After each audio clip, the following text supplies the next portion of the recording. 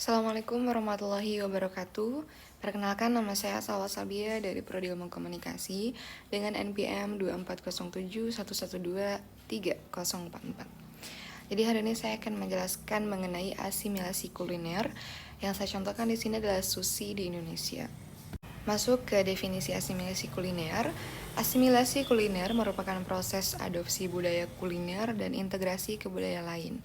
Selanjutnya adaptasi resep, penyesuaian bahan dan cara penyajian sesuai selera lokal, lalu interaksi budaya, refleksi pertukaran ide antar kelompok masyarakat. Lalu bagaimana dengan proses asimilasi sushi di Indonesia? Yang pertama itu ada modifikasi bahan dan rasa. Seperti kita ketahui bahwasannya ikan mentah seperti salmon, tuna yang menjadi ciri khas sushi orisinil sering diganti dengan bahan yang lebih familiar di Indonesia dan bisa diterima masyarakat Indonesia seperti ayam goreng, chicken katsu roll, abon sapi, dan telur dadar, keju dan mayones pedas. Nah, rasa sushi disesuaikan dengan preferensi lokal. Selanjutnya ada inovasi produk lokal. Munculnya sushi lokal seperti di restoran Hokben, Sushi Tei, atau Ichiban Sushi yang menyajikan menu-menu hybrid, UMKM, dan street food lokal menciptakan sushi kaki lima dengan harga terjangkau, dengan isi sosis, nugget, ataupun juga telur gulung. Lalu inovasi rasa. Penyajian disesuaikan agar menarik bagi konsumen Indonesia, seperti menggunakan box karton berwarna cerah atau dijual dalam bentuk bento. Nah, penyajian lebih praktis dan ramah untuk take away dan layanan pesan antar. Lalu apa peran komunikasi dalam asimilasi sushi ini? Yaitu media sosial dan blog, menyebarkan informasi dan tren sushi modern. Lalu strategi pemasaran, promo dan diskon meningkatkan ketertarikan masyarakat. Interaksi koki pelanggan menjelaskan bahan dan proses pembuatan. Lalu bagaimana dengan tantangan budaya dalam asimilasi sushi ini? Yang pertama itu adalah perbedaan selera. Indonesia suka rasa yang kuat dan pedas, berbeda dengan dari Jepang. Lalu juga persepsi mewah. Sushi ini sering dianggap hidangan istimewa dan mahal. Adaptasi rasa, penyesuaian penting untuk mengatasi perbedaan budaya.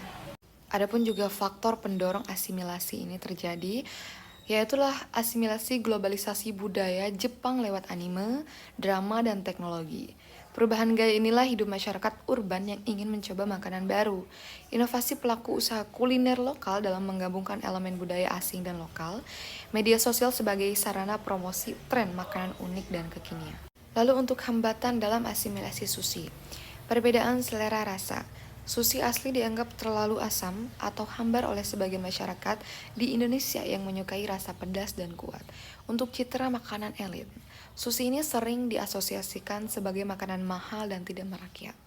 Lalu untuk isu kehalalan, beberapa bahan seperti mirin atau seafood mentah menimbulkan keraguan di kalangan konsumen muslim. Karena seperti kita ketahui bahwasannya mayoritas di Indonesia ini merupakan seorang muslim. Untuk dampak asimilasi sushi di Indonesia, yang pertama dalam segi ekonomi, industri restoran Jepang menjadi berkembang pesat. Yang kedua, sosial, sushi jadi gaya hidup modern di kalangan muda. Dan yang ketiga, dalam segi kultural, memperkaya keragaman kuliner dengan pengaruh Jepang dan Indonesia. Untuk kesimpulannya, sushi berhasil beradaptasi dengan selera Indonesia. Yang kedua, komunikasi efektif mendukung keberhasilan asimilasi. Yang ketiga, dampak positif ekonomi, sosial, dan budaya sangat besar. Dan yang terakhir, tantangan dan hambatan menjadi peluang inovasi kuliner. Mungkin itu tadi yang bisa saya sampaikan. Terima kasih atas perhatiannya. Mohon maaf bila ada kekurangan. Wassalamualaikum warahmatullahi wabarakatuh.